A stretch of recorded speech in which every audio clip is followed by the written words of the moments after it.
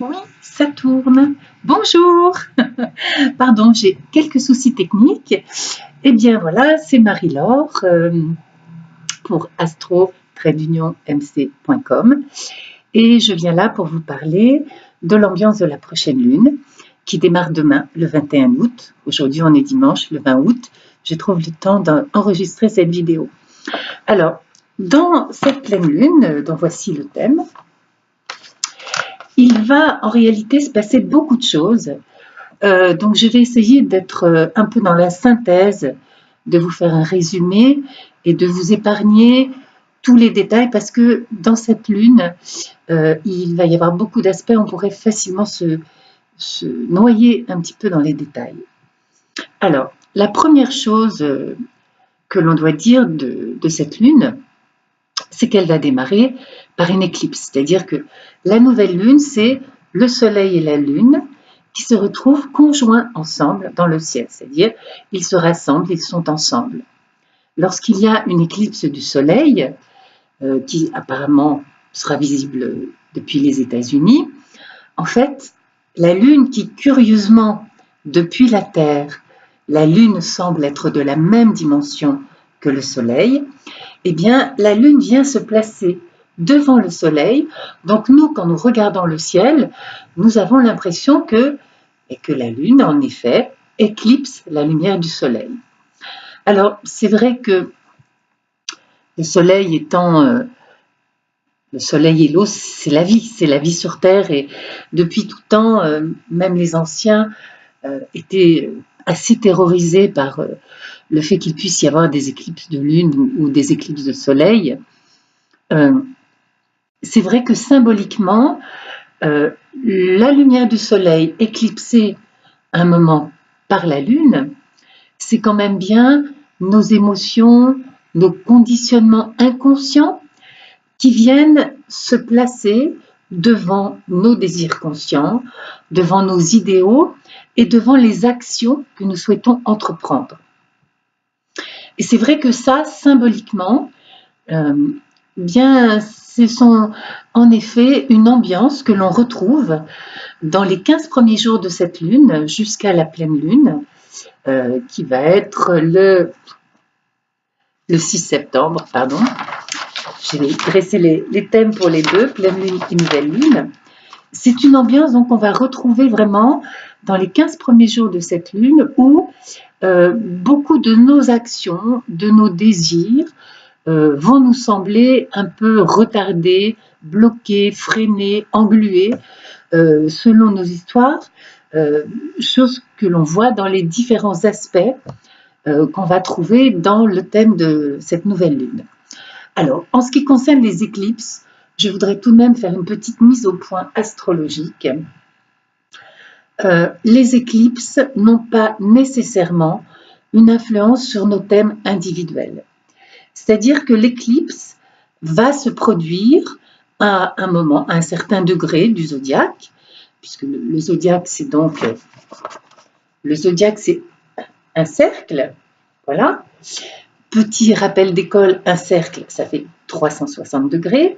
Donc, on va regarder à quel degré sur le cercle du zodiaque cette éclipse se produit. Selon le degré auquel elle se produit et les aspects précis, exacts, qu'elle va former ou pas avec certains autres aspects préexistants de notre thème natal, cette éclipse va soit avoir une influence positive sur notre vie, c'est-à-dire que entre cette éclipse et l'éclipse suivante, dans quelques mois, plus ou moins 6 mois, il pourra se produire un événement positif en rapport avec cette éclipse, soit cette éclipse va tomber sur un point du thème qui réactive des aspects de tension présents dans notre thème natal, auquel cas nous pourrons assister dans les quelques mois à venir à un événement désagréable dans nos vies, soit ça peut n'avoir aucune influence du tout. Donc il ne faut surtout pas quand on parle de nos vies à nous, personnelles, se fixer nécessairement sur les éclipses, en réalité, il faut aller voir un astrologue ou se renseigner ou pratiquer l'astrologie soi-même et voir si ça va avoir ou pas une influence sur notre vie. Donc ça, c'était pour ce qui était de l'éclipse. Alors, je prends mes notes parce que vraiment, cette fois-ci, il y a quand même beaucoup de choses. Donc cette nouvelle lune, elle est en Lion. Le soleil, en effet, va rentrer en Vierge à partir du 23, c'est-à-dire mercredi prochain. Alors, le soleil en Vierge, ce soleil en Vierge, il va former, je vais essayer de vous montrer, voilà, ce soleil qui sera en Vierge, là où est mon index, va former ce qu'on appelle un aspect d'opposition, avec là où est cet index-là, avec la planète Neptune en Poisson. Et ça, c'est quand même un très bel axe. C'est un axe vraiment, l'axe Vierge-Poisson, c'est un axe d'écoute, de compassion, de dévouement, de travail pour les autres, de service rendu aux autres. C'est vraiment un très bel axe. Attention, ça peut être aussi un axe qui concerne les problèmes de santé. Ça peut être un moment où, avec cette opposition, il peut y avoir des petits soucis de santé pour certains d'entre nous, encore une fois, selon le thème individuel. Ça veut dire que, je sors des soucis de santé, je reviens sur l'axe de service, ça veut dire que pendant cette lune, qui finalement, je trouve ça correspond assez bien à des valeurs de rentrée au travail ou de rentrée scolaire, on va être un peu partagé entre une partie de nous qui aura envie d'être dans l'idéalisation des choses, dans une espèce de rêverie océanique, être dans la compassion, être dans l'empathie, et puis une partie de nous qui va dire « ouais, ok, d'accord, on est dans l'empathie, mais aussi on va essayer, et ça c'est le soleil en Vierge, Mars sera en Vierge également, la Lune aussi, et Mercure surtout. Donc ça va vraiment être un moment où on va avoir envie d'être efficace, minutieux, consciencieux, de faire vraiment toutes les choses qu'on a à faire de manière très attentionnée, de manière très dévouée, pour vraiment aider les autres et pour nous aider nous-mêmes. Je regarde mes notes pour vérifier que je n'oublie pas des choses. Alors, là, je dois vous parler tout de suite, je laisse tomber un peu mes notes, je dois vous parler tout de suite de, en fait, ce qu'il va se passer pendant cette première quinzaine, c'est que toute cette belle énergie du soleil en Vierge, de Mercure en Vierge, de Lion qui va arriver aussi, je ne sais plus quand je l'ai noté dans le signe de la Vierge, où est-ce que je l'ai noté? J'arrive, hein. Bon, c'est rien, je le retrouverai tout à l'heure. En tout cas, tout cet élan que nous allons avoir, ce désir de faire des choses efficaces, minutieuses, consciencieuses, va être contrecarré par deux mouvements de planètes qui sont extrêmement importants, qui sont d'une part Saturne. Alors, Saturne rétrograde depuis le mois d'avril, pour tout le monde. Et Saturne va rétrograder jusqu'au 26 août. Ça veut dire que dans la vie de tout le monde, dans un secteur ou dans l'autre, ça peut être le secteur de la santé, le secteur de notre relation de couple, de nos relations avec nos amis, de notre travail. Ça peut être, tiens, j'ai une connaissance, je ne lui ai pas dit, pas la ramener tout le temps avec l'astrologie, mais il a eu un problème mécanique au mois d'avril, et puis ce problème avec sa moto ne sera certainement solutionné qu'à la fin du mois d'août. Donc, dans différents secteurs de nos vies, vous pouvez vous dire, s'il y a un secteur de ma vie où tout est freiné, où tout est ralenti, où tout est, voire parfois, jusqu'à bloqué, immobilisé, depuis le mois d'avril, c'était la rétrogradation de Saturne. Et cette rétrogradation va prendre fin le 26 août. Aujourd'hui, elle est importante, cette rétrogradation de Saturne, Parce que lorsqu'une planète rétrograde, alors la rétrogradation, c'est lorsque, vu depuis la Terre, nous avons l'illusion d'optique qu'une planète recule dans le ciel par rapport à son chemin habituel. C'est une illusion d'optique. J'expliquerai dans une éventuelle future leçon à quoi ça correspond. Mais en tout cas, pendant ces apparentes rétrogradations, il se passe toujours des choses très particulières dans nos vies, différentes selon quelle est la planète qui rétrograde, dans quel signe et dans quel secteur de notre vie. Là, cette planète Saturne, elle va reprendre sa marche directe le 26 août. Une planète, avant de reprendre sa marche directe, va pendant 2 ou 3 jours sembler s'immobiliser dans le ciel. Et c'est toujours à ce moment-là qu'il se produit des choses, comme si, avant de reprendre la marche directe, qui correspond à la solution du problème posé par le frein ou l'immobilisation de la rétrogradation, eh bien, il y avait une espèce de resserrement de tension. Donc, ce resserrement des tensions, nous allons le ressentir très fortement dans cette première semaine de cette première lune. Si ça touche le secteur de la santé, peut-être on va être fatigué, on va voir nos secteurs se renforcer. Si ça touche pour nous le secteur de l'argent, pendant une semaine, ça va vraiment être lourd et difficile.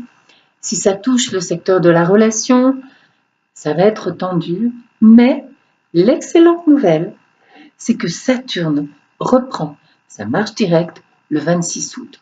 Donc, cette énergie de ce soleil en vierge qui a tellement envie de trouver des solutions efficaces à nos soucis ne va plus être immobilisée, complètement freinée par la fin de cette rétrogradation. Alors, Saturne n'est pas la seule planète à rétrograder. Plusieurs planètes rétrogradent en ce moment, mais il y en a une autre qui est très active en ce moment, qui est la planète Mercure. Mercure, il se trouve que c'est la planète qui régit le signe de la Vierge, dans lequel le Soleil va être pendant cette prochaine lune. Et Mercure rétrograde, elle aussi, jusqu'au 5 septembre. Ça veut dire que pendant la première semaine de cette lune, jusqu'au 26 août, pendant ce premier quart de lune, eh bien, il va y avoir et Saturne et Mercure qui vont rétrograder ensemble et qui vont quand même un peu nous compliquer la vie, nous compliquer les choses. Alors, Mercure qui rétrograde, dans les cas les plus, on va dire, les plus banaux, les moins graves, c'est le courrier qui n'arrive pas, on a commandé un petit colis par correspondance, le facteur est venu livrer juste au moment où on était sorti, donc on doit aller à la poste. Ça peut être des choses beaucoup plus graves, ça peut aller jusqu'à des vrais problèmes de communication, des problèmes bancaires, ça peut aller jusqu'à des accidents lors de déplacements, selon la force que Mercure va avoir dans notre thème individuel.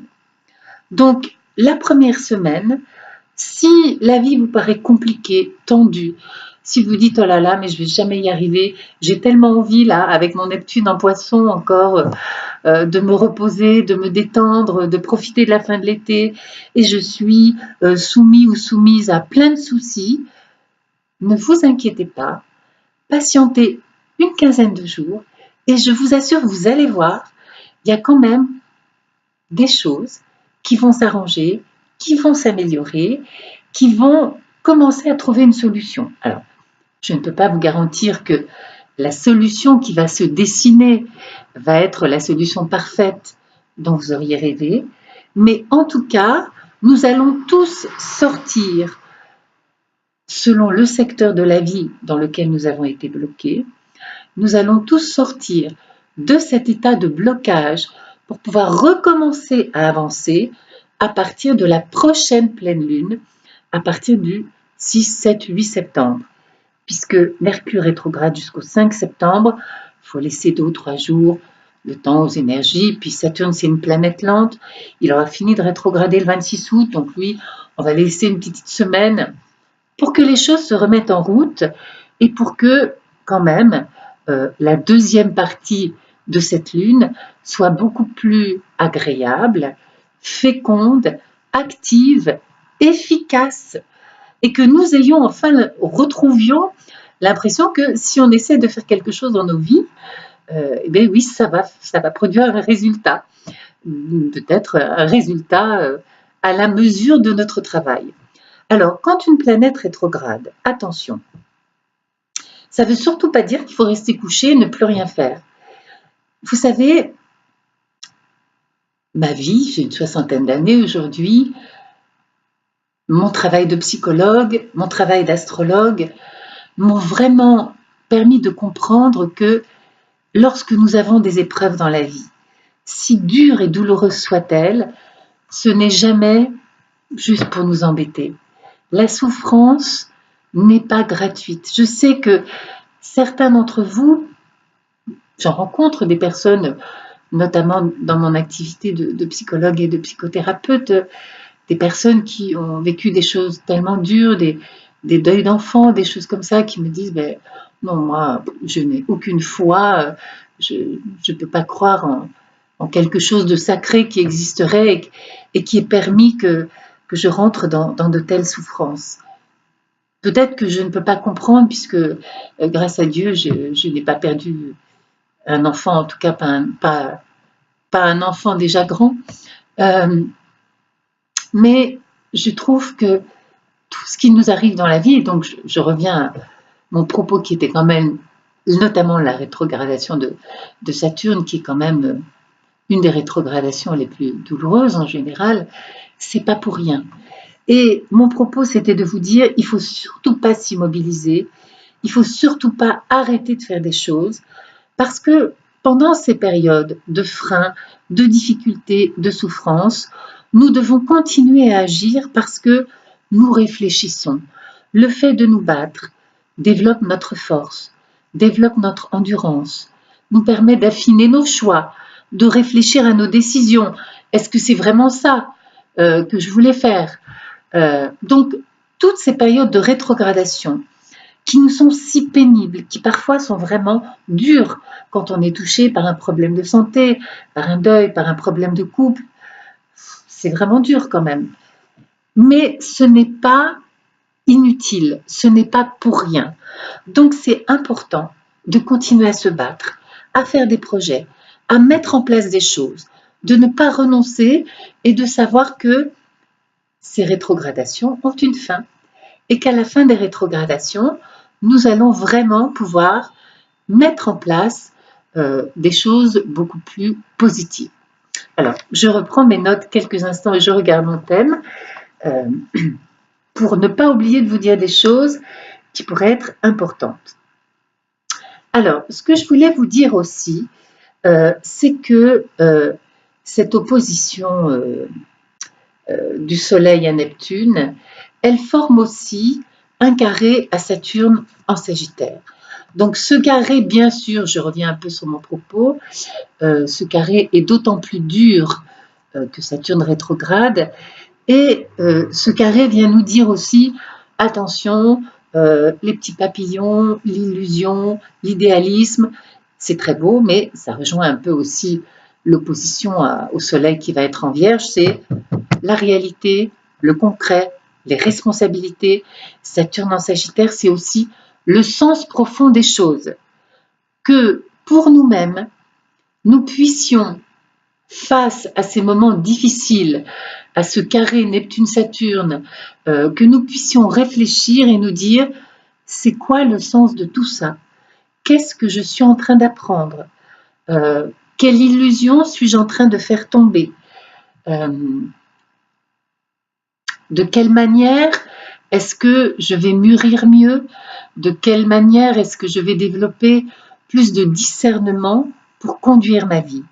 Parce que la spiritualité, c'est magnifique, c'est pas moi qui dirais le contraire, mais il faut aussi, et c'est la leçon de ce soleil en Lion, il faut aussi être pragmatique. D'ailleurs, dans cette pleine lune, il y a un magnifique aspect. Je vais essayer de vous le montrer à l'envers. Là, voyez, là, ce que forme mon doigt, c'est une figure de cerf-volant. Et cette figure de cerf-volant, elle est magnifique. Il y a donc un trigone très très magnifique entre le Soleil, Mercure, Mars qui va arriver en Lion, le Sagittaire et Uranus en Bélier, ainsi que le fameux Jupiter qui est toujours en Balance. Ça veut dire que ça, c'est vraiment un aspect d'optimisme. Ça veut dire que, quelles que soient les difficultés auxquelles nous avons été confrontés, d'ailleurs toute cette année, avec cette opposition Jupiter-Uranus qui était quand même assez difficile, quels que soient les rappels à la réalité, à la dure réalité que Saturne qui rétrograde depuis le mois d'avril nous fait subir, eh bien, nous allons trouver la solution, nous allons trouver en nous l'équilibre entre ce que nous voulons dans notre idéal, ce à quoi nous voudrions arriver, et la réalité, le fait d'être pragmatique.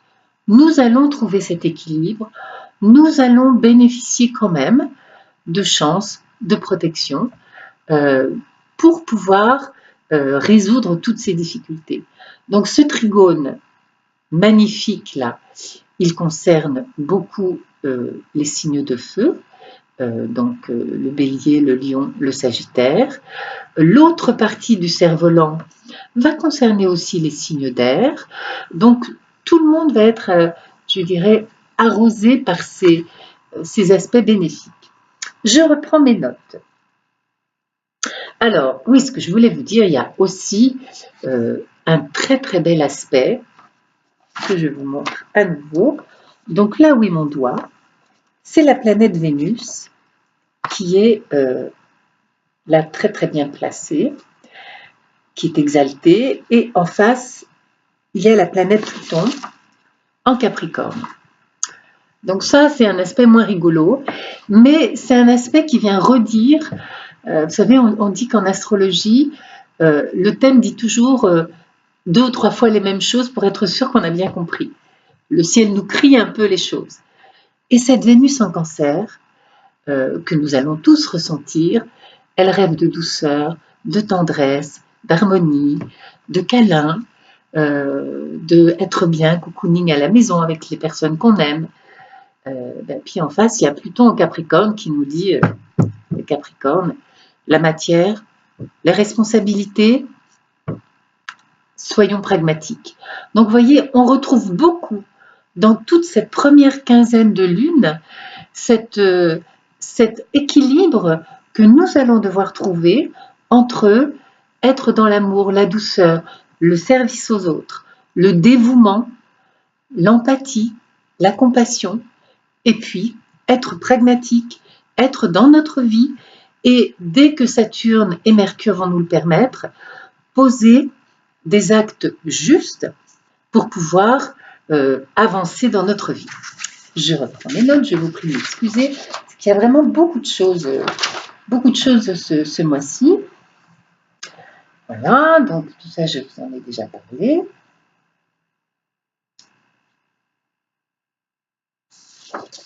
Alors, voilà, maintenant, ça c'était pour, je vous ai dressé là, on va dire, le tableau général de l'entrée dans cette lune.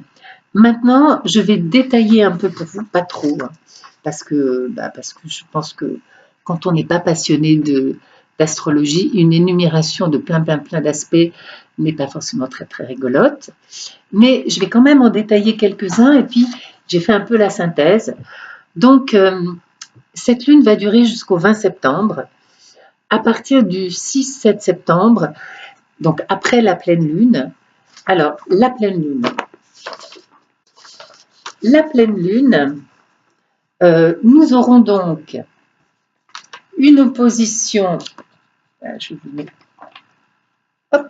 nous aurons donc une opposition du soleil en vierge, avec la Lune qui sera conjointe à Neptune en Poisson. Donc là, je dirais que nous allons arriver au paroxysme de ce que nous proposait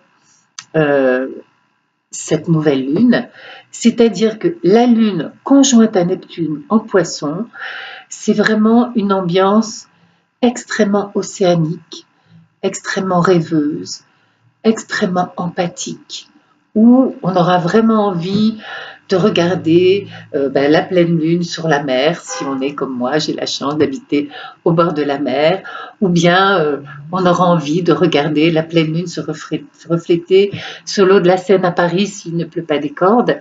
Mais en tout cas, on sera dans une ambiance de spiritualité, pour ceux qui adhèrent à une forme ou une autre de spiritualité. On sera dans une ambiance d'amour, on sera dans une ambiance de grande empathie, de grande compassion, d'écoute aux autres. On aura toujours notre carré à Saturne qui est là, en Sagittaire. Et donc, ce carré à Saturne qui forme lui-même un double carré au Soleil et à Neptune, le Soleil qui sera en Vierge, donc là viendra nous dire, à nouveau, mais avec encore plus de force, je trouve, à cette pleine lune. Ça, c'est une table. C'est pas... oui, peut-être que c'est un assemblage d'atomes qui dansent ensemble la danse de Shiva, mais c'est une table. Et si tu la soulèves et que tu mets ton pied en dessous, tu vas te la prendre sur le pied. Donc, il va s'agir de vraiment être pragmatique. Je vous dis, je trouve que c'est vraiment une énergie de rentrée. C'est un peu, je pense à tous les gens qui sont partis en vacances, qui vont rentrer encore avec la tête pleine des bons moments qu'ils auront passés, des soirées à danser, des moments avec leurs enfants. Et puis là, tout à coup, il y aura mince, dans 2 jours, c'est la rentrée, on n'a pas complété la liste de tous les livres et les cahiers à acheter, ou c'est la rentrée, on rentre, et mince... avec Mercure qui est rétrograde, il y a peut-être des courriers importants qu'on attendait qui ne sont pas encore arrivés, qui vont arriver juste maintenant. Donc, il va falloir s'en occuper. Donc, il va falloir secouer un peu, je dirais, notre... alors, si je le prends un peu à la légère, notre torpeur estivale. Si je le prends d'une manière plus profonde, notre désir d'être dans un espace de méditation, de beauté, d'harmonie, pour vraiment s'atteler à être dans la matière et dans le pragmatisme. Vraiment, mais c'est fou comme les planètes insistent là-dessus pendant cette lune. Alors, voyez, ce qui est bien, c'est qu'à la pleine lune, notre cerf-volant, Tchouk, il est toujours là. Donc, nous allons y arriver. Ça, c'est très rassurant. Nous allons y arriver. Nous allons, par rapport à tous ces problèmes posés par Saturne depuis plusieurs mois et par Mercure depuis 3 semaines, après la pleine lune, nous allons vraiment trouver les solutions positives. Et je pense que les 15 derniers jours de cette lune, c'est-à-dire du 7 au 20 septembre, vont être plutôt positifs et agréables. Alors, quelques aspects. Donc, j'ai dit 25-26 août, Saturne redevient direct. Ouf, le 26 août, Vénus va quitter le signe du Cancer pour rentrer dans le signe du Lion. Donc, vous voyez, Vénus en Cancer, elle est très douce, elle est très tendre, elle est d'une gentillesse incroyable. Elle est aussi un peu vulnérable et fragile, parce que le signe du Cancer, c'est un signe qui est vulnérable émotionnellement. Le 26, Vénus va rentrer dans le signe du Lion. Elle va donc, je dirais, gagner en puissance et en rayonnement. Elle va être quand même beaucoup plus comme une lionne, quoi. Une lionne qui donne de l'amour, mais qui a de la puissance, qui assure et qui ne se laisse pas abattre comme ça. Donc cette Vénus, elle va pouvoir très très bien fonctionner. D'ailleurs, cette Vénus forme un trigone avec Saturne. Donc elle va pouvoir très bien fonctionner dans la matière et dire oui, je protège. Vénus en Lion, c'est aussi un amour protecteur pour les autres, qui dit je protège, j'assure et je fais ce qu'il faut pour que tout se passe bien. Alors, le 27, nous avons un très très beau sextile qui fait partie du cerf-volant que je vous ai montré, Jupiter-Saturne, mais là, l'aspect devient exact. On appelle ça en astrologie traditionnelle partile. Et quand un aspect devient exact, partile, il gagne en puissance. Donc, nous aurons en même temps l'enthousiasme, la chance et le sens des responsabilités, les pieds sur terre. Donc, ça va faire vraiment du bien. Alors, le 2 septembre, le trigone Mars-Uranus devient exact. Alors ça, un trigone Mars-Uranus, ça va nous donner énormément de force pour agir. Ce sera vraiment les énergies de la rentrée. Allez, on y va, on avance, on fait exactement tout ce qu'il faut. Alors, je continue. Le 3 septembre. Alors, le 3 septembre, c'est une journée où je conseille quand même de faire attention. Mercure, qui sera rentré en Lion, toujours à reculons, en rétrogradant, qui sera rentré en Lion le 31 août, eh bien, le 3 septembre, elle va se retrouver pile sur Mars qui est en Lion. Comme Mercure rétrograde, là, il faut faire quand même attention parce que Mercure qui rétrograde en Lion, ça peut être aussi vraiment une énergie de critique un peu acerbe, de dispute, de conflit. Donc, c'est une journée où je vous conseille d'essayer d'être très cool, très tolérant, de ne pas vous énerver. Si vous êtes un peu agacé par des choses, de le garder pour vous, de vous dire bon, ça ira mieux demain, pas de souci. Le 5 septembre, Mars rentre, lui, en Vierge. Alors là aussi, vous voyez, il va prendre le relais finalement de la conjonction qu'il y a eu à Mercure. Attention parce que Mars en Vierge est très facilement critique, querelleur, énervé. Mars en Vierge va facilement chipoter sur les détails. Donc, c'est une énergie à laquelle nous allons être soumis, même si nous ne sommes pas du signe de la Vierge. Par exemple, les gens aussi du Bélier ou du Scorpion, pour qui en général la planète Mars est une planète puissante et importante. C'est pas dramatique, il ne faut pas exagérer, mais il faut à ce moment-là quand même vous tenir, vous surveiller.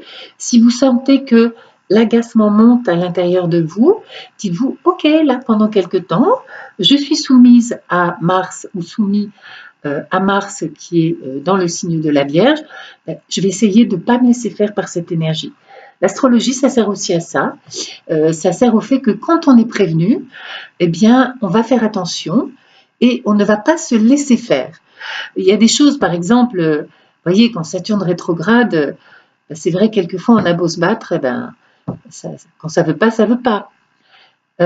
Maintenant, l'astrologie n'est pas non plus une fatalité absolue et nous avons la capacité d'utiliser l'astrologie justement pour nous dire attention, là je choisis de réagir autrement.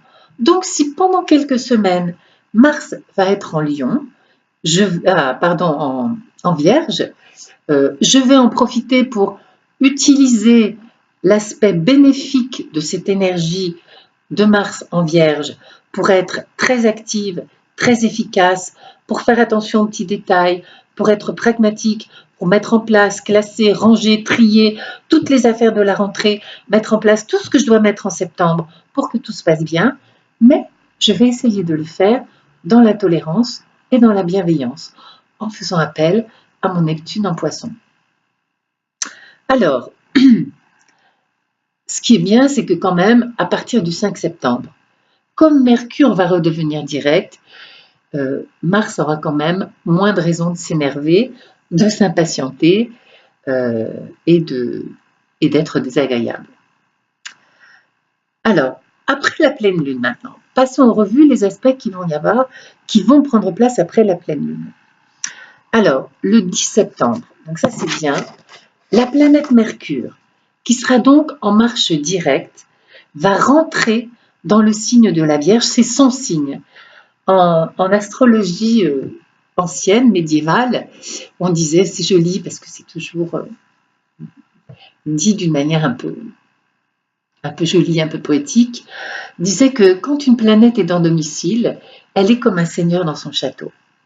Et donc la Mercure va être en marche directe, en Vierge, comme un seigneur dans son château. C'est-à-dire que nous allons être très dévoués, très attentionnés, très efficaces, consciencieux.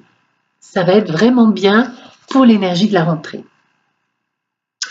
Le 13 septembre, Vénus va former un trigone, enfin, on va dire plutôt le trigone que Vénus forme à Saturne va devenir donc exact ou partile, comme je vous l'ai expliqué tout à l'heure. Donc, ça va nous donner beaucoup de stabilité dans nos sentiments. Donc, c'est très bien. Alors, il y a juste une petite... le 14, le Soleil sera au carré de Saturne. Donc là, quelquefois, on peut se sentir un peu fatigué. Ça peut ne pas être le top du top. Mais ensuite, du 15 au 20, il y aura de très beaux aspects. Il y aura vraiment Vénus sextile à Jupiter, Mercure conjoint à Mars, Vénus trigone à Uranus. Tout ça va nous donner de la joie de vivre, de l'énergie, la capacité de bien communiquer. On va se sentir indépendant, on va se sentir actif.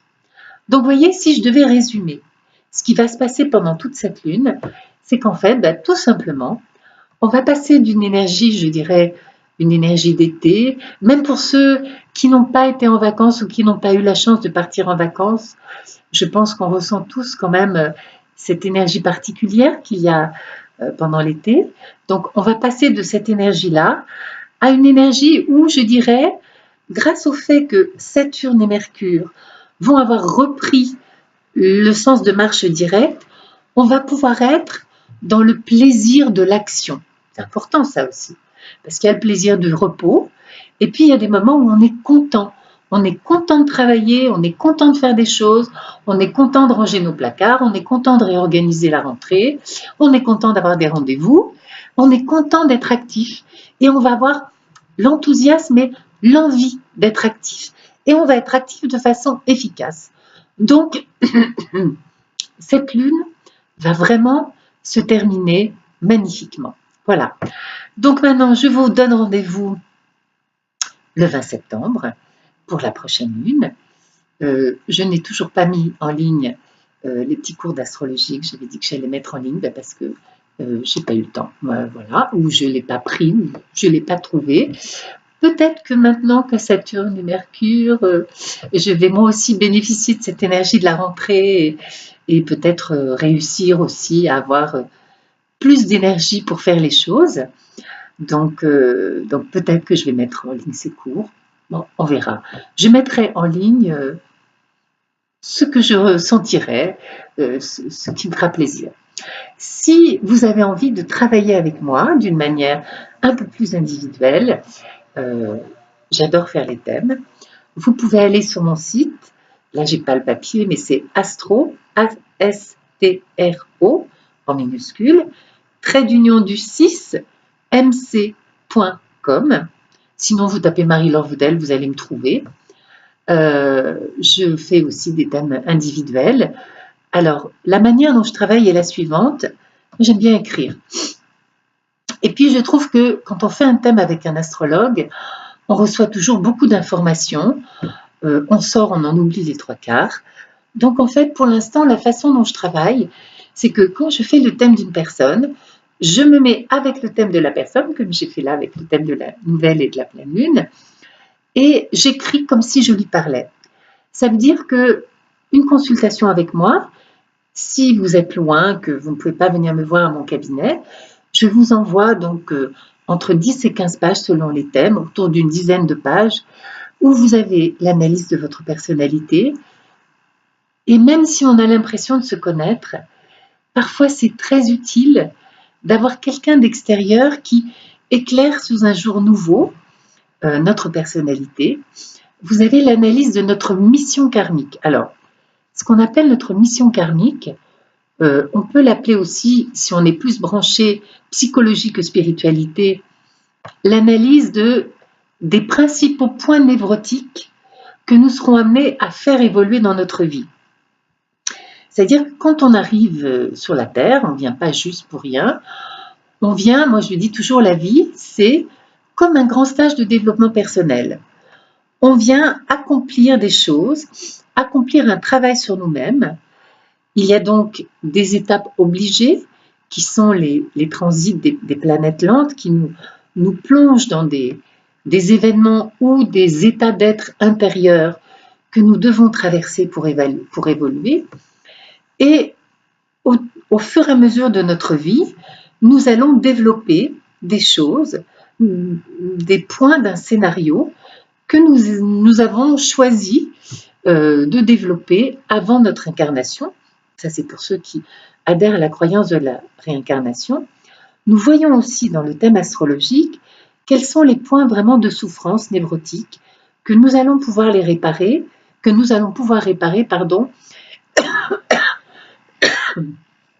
Et on voit aussi sur quels aspects de notre thème nous allons pouvoir nous appuyer pour mieux les réparer. Donc ça, c'est une première partie du thème astrologique. Et puis, bien sûr, il y a les prévisions. Et les prévisions, c'est pareil. Vous recevez un document où tout est écrit, où tout est daté.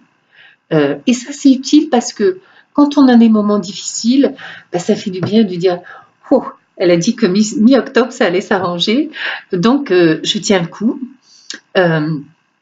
Ça fait du bien aussi parce que quelquefois, notre mémoire nous trahit et c'est bien de pouvoir relire exactement ce que j'ai écrit. Donc, quand je fais une consultation, si les gens sont près de moi, ils viennent me voir à mon cabinet, on en parle ensemble. Sinon, donc, je vous envoie ce que j'ai écrit sur votre thème, comme ça, vous le lisez tranquillement. Et ensuite, on se téléphone pour en parler, pour que vous puissiez aussi me demander des précisions, me poser des questions, etc. Voilà, donc je vous rappelle aussi mon adresse email, que vous trouvez aussi très facilement sur Internet. Puisque mon nom c'est Marie-Laure Vedel, mon adresse email c'est mlvedel, V-E-D-E-L, tout en minuscule, tout attaché, @yahoo.fr. Voilà, donc je vous souhaite une très bonne lune de réorganisation, de rangement pour être efficace. Et puis je vous dis à très bientôt. Au revoir.